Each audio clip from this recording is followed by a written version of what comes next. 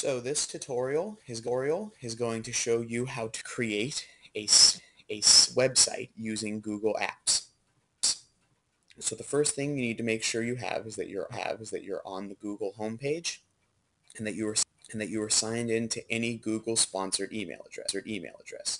I have Gmail logged in right now. Once you have these two steps, you click on the grid just like you would if you were trying to access your Google Drive.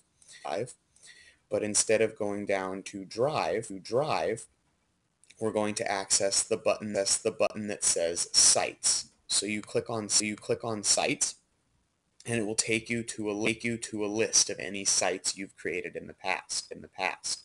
Yours will most likely be blank.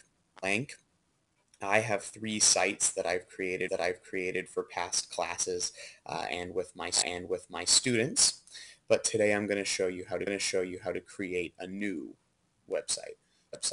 So you go over here to this button that says Create. Click Create, and it will take you to a very simple site layout page where you can choose from a few themes, templates for your website.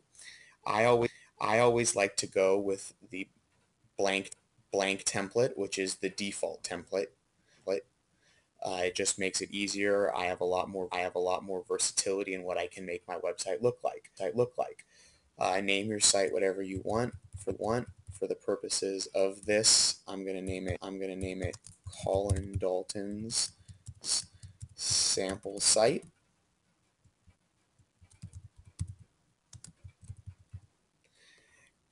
And then scroll down, and with this screen you can select themes. There's a few more options, but for right now I'm just going to show you how to create the site itself. Type in the security code and then hit create.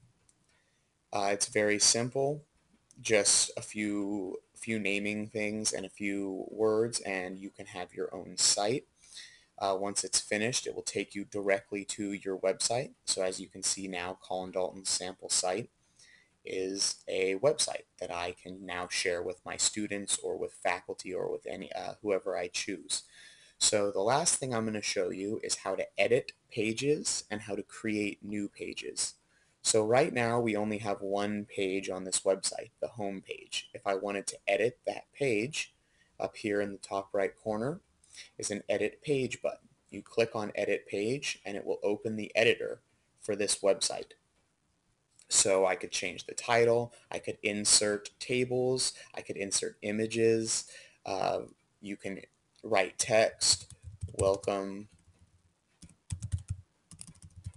to my site, and then whatever changes you've made, you click save, and it will now save to your accessible website. So the last thing I'm going to show you is how to create a new page. So right next to the edit page, there is create page. So you click on that page and it will take you to a new page generator. You can name the page whatever you want. Sub page 1 is what I'll call this one.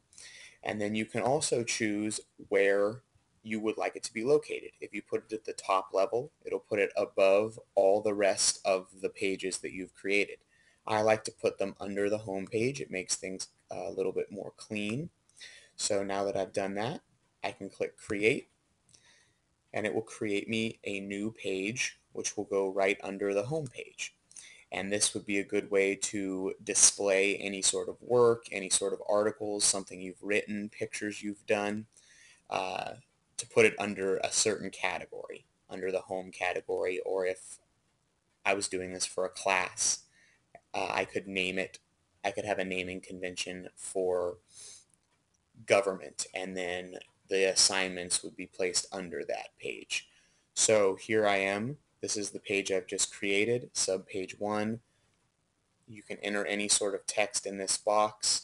You could insert an image from the internet, from Link, from YouTube, from Google Drive, anything, anywhere on the internet that you would like to insert an image or a video.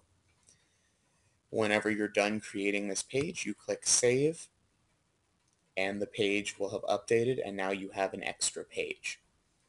So that is the basics of how to create your own website using Google Sites.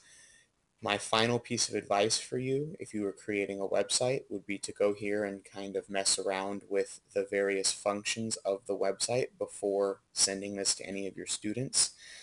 And I would say this wheel right here, more actions, is definitely something you should look through. This is all the more complex things about creating a Google Sites page.